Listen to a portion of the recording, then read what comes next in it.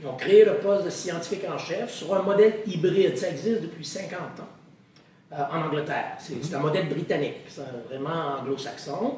Eux ont créé ça dans les années 60. Ça a pris plusieurs années avant d'autres pays décident de créer des postes comme ça. Celui qui en a créé le plus, c'est Israël. Israël en a 7 ou 8. Ah, oui. À travers le monde, on est peut-être une quinzaine au maximum, mais la moitié sont en Israël. Parce qu'eux ont décidé d'en créer, tout d'avoir un qui est un chapeau pour tout le gouvernement. Eux en ont par ministère. Donc, un qui est avec la défense, un qui est avec l'industrie, etc. Et cette personne-là, en Israël, contrôle des budgets. Donc, oui, il avise le gouvernement sur une thématique, mais il contrôle aussi les budgets. Tandis qu'en Angleterre, il avise le gouvernement, il fait des analyses et tout ça, mais il ne contrôle pas vraiment de budget de recherche. La Nouvelle-Zélande non plus, l'Australie non plus. Ici, au Québec, on a un modèle un peu hybride. Oui, moi, j'avise le gouvernement et c'est des avis.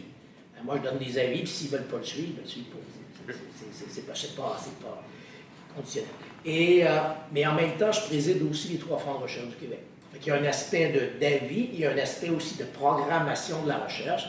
Un des objectifs étant de faire de la recherche de plus en plus qu'on appelle intersectorielle. C'est sûr que la recherche fondamentale de base faite par un individu, ça reste absolument essentiel. C'est environ 80% de notre budget. Mais l'autre 20%, lorsqu'on arrive par exemple aux défis comme les changements climatiques, on a besoin de quelqu'un qui peut mesurer la température exacte, mais on a besoin des aspects d'innovation sociale aussi. Là. On a besoin de tout le lien avec la société. Même chose sur le vieillissement. Oui, il y a des maladies, mais il y a aussi plein d'autres histoires là, associées à ça, des technologies, créativité, tout ça. Fait qu'on essaie, en même temps qu'on fait la promotion de la recherche non dirigée, d'avoir aussi un peu plus, ou pour certains grands défis de la recherche qui impliquent des gens qui arrivent à la table avec des langages très différents. Un chimiste qui voit pour la première fois un collègue en sciences sociales, il y en a un qui parle le chinois et l'autre parle le français.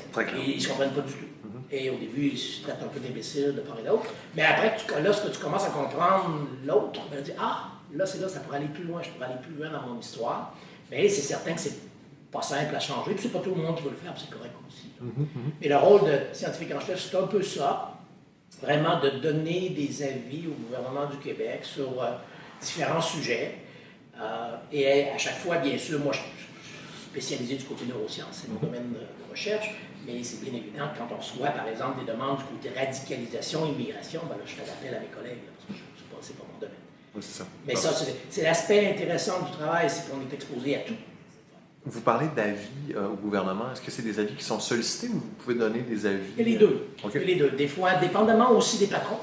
J'ai changé 5 fois de ministre en moins de 4 ans.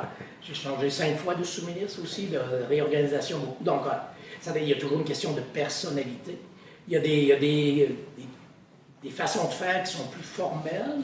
Et là, les avis, il va y avoir des demandes d'avis de l'appareil, que ce soit du côté des élus, du côté des ministres, ou que ce soit du côté des fonctionnaires. On dit, ben là, on aimerait avoir un avis sur tel sujet. D'autres, c'est beaucoup plus informel. Et d'autres fois, c'est moi. Comme par exemple, présentement, on travaille sur une politique s'il arrivait des grands désastres. Donc, une stratégie, une façon de faire pour le gouvernement, qu'on va proposer au gouvernement du Québec. Ils verront, on va voir s'ils vont l'accepter ou non. Là. Mais ça peut être un tremblement de terre, ça peut être un tsunami, ça peut être l'État islamique qui fait quelque chose au Québec. Fait que tout ça, est-ce qu'il y a un processus? Et ça, en Angleterre, ils le font très bien. Donc, on est prêt à faire la même chose. Ça n'a pas été demandé par le ministre ou par le gouvernement, là, mais c'est quelque chose qu'on peut mettre en place. Fait qu'il y a les deux côtés. Et de plus en plus, je pense que mes collègues à travers le monde, le scientifique en chef, font un peu la même chose. C'est que ce sont des avis informels. Au point de départ, quand tu arrives dans le poste, tu penses, il n'y a pas de description de poste, là, de toute façon. Qu'est-ce qu'on fait aujourd'hui? On ne sait pas trop. Et c'est vraiment créer des liens de confiance avec ces gens-là, avec les élus. Et très souvent, c'est des avis informels. Parce que, et par rapport à la recherche, où j'étais habitué à la façon de faire de la recherche, des demandes de subventions, etc., c'est quand même relativement long. Souvent, ici, on reçoit un appel, puis ils disent, ben là, demain, le ministre va avoir une question à la Chambre, une question à l'Assemblée nationale, qu'est-ce que tu en penses, peux-tu me donner... Fait que là, tu as 2 heures, tu n'as pas 6 mois pour écrire quelque chose.